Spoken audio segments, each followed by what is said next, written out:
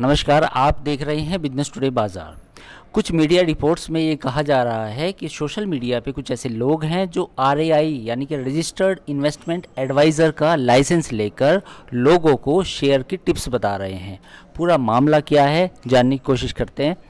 पूरा मामला है क्या, ज़रा दर्शकों को समझाइए। सर देखिए, अभी पीछे जो सेबी चेयरमैन हैं उनका एक बयान आया था कि something is cooking for the financial influencer, यानी कुछ पक रहा है। क्योंकि हम लोग पीछे काफ़ी लंबे समय से देख रहे हैं कि सेबी बार बार इस चीज़ पे जोर दे रही है। जो सोशल इन्फ्लुएंसर हैं, फाइनेंस जो इन्फ्लुएंसर्स हैं, वो जिस तरह से स्टॉक को लेकर टिप्स देते हैं, जिस तरह से वो बाय की सलाह देते हैं या फिर सेल की सलाह देते हैं, वो उस पर रोक लगाना चाह रही है। और क्योंकि साफ तौर पर देखा गया कि निवेशकों को बड़ा नुकसान हो रहा है इस चीज़ को लेकर, तो इसी को लेकर ये खबर थी कि something is cooking for the financial influencer. उसके बाद से कुछ अलग सी हलचल देखने को मिली। ये हलचल क्या थी? जो मीडिया रिपोर्ट्स के हवाले से खबर आ रही है, ये हलचल ये थी कि जो अभी जो आरएआई है, जो बेसिकली जो रिसर्च एनालिस्ट होते हैं, उनके लाइसेंस को जो ये फाइनेंशियल इन्फ्लुएंसर्स हैं, इन्होंने रेंट पे लेना शुरू कर दिया है। पर कॉल पर टिप्स के हिसाब से 20% तक चार्ज कर रहे हैं। इसको इस तरीके से समझ सकते हैं कि मान लीजिए कि आपने एक कंपनी है आपकी, आपने एक रिसर्च एनालिस्ट को हायर कर लिया।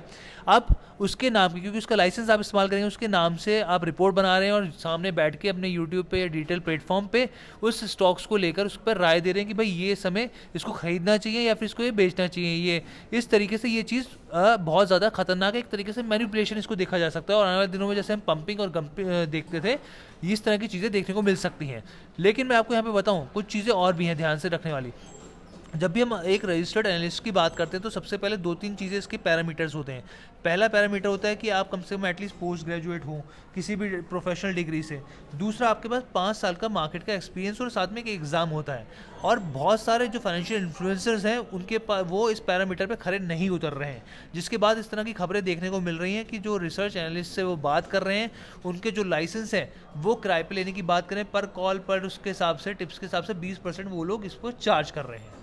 कुल मिला के कहानी ये है कि जो सेबी के नियम है रजिस्टर्ड इन्वेस्टमेंट एडवाइज़र के, यानी कि वो एडवाइज़र जो सेबी के साथ रजिस्टर्ड हैं, उनके लिए नियम कड़े हैं।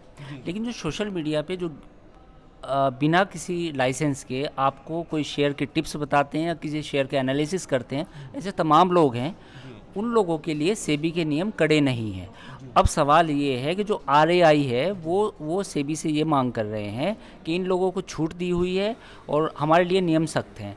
लेकिन अब खुद सेबी का ये कहना है कि कहीं ना कहीं पर्दे के पीछे कुछ खेल और भी चल रहा है। जी अच्छा, सर, इसमें एक हाँ जी बताइए। इसमें एक जानकारी और ऐड ऑन करना चाहता हूँ मैं कि बहुत लोग इस चीज़ को लेकर नई क्लैरिटी थी कि मिनिस्ट्री ऑफ कॉर्पोरेट अफेयर्स में जब एक आप लाइसेंस के लिए अप्लाई करते हैं, यहाँ पर मैं आपको बताऊँ ट्रेनिंग इंस्टीट्यूट जो होते हैं, जो आप स्टॉक से रिलेटेड या स्टॉक मार्केट से जुड़े जो कोर्सेज कराते हैं, तो वहाँ पर क्या होता है, वो लोग भी यहाँ पे साफ तौर पर अलाउड नहीं होते कि वो टिप्स दे सकें। उसके लिए भी आपको ये अलग से उसके नियम होते हैं। लेकिन यहाँ पे बहुत लोग ऐसे भी कोशिश करने की देखा गया हमको, जो फाइनेंशियल इन्फ्लुएंसर, कि भाई उनके लाइसेंस का इस्तेमाल किया जाए। लेकिन यहाँ पे सेबी के साफ तौर पे नियम है कि जो ट्रेनिंग इंस्टीट्यूट्स हैं, जो ट्रेडर्स हैं या वर्कशॉप्स होती हैं, वो भी स्पेसिफिकली पर्सनल इस तरीके से स्टॉक से जुड़ी हुई राय या रिकमेंडेशन नहीं दे सकते हैं। कुल मिला के कहानी ये भी है कि कुछ लोग शेयर में टिप्स तक तो सीमित नहीं है, कुछ लोग ट्रेनिंग भी देते हैं। पहले वो ट्रेनिंग देते हैं, फिर शेयर की टिप्स भी देते हैं। तो अब सवाल ये है कि क्या ट्रेनिंग का लाइसेंस है? नहीं। क्या टिप्स देने के लिए रजिस्टर्ड एडवाइज़र हो आप? नहीं।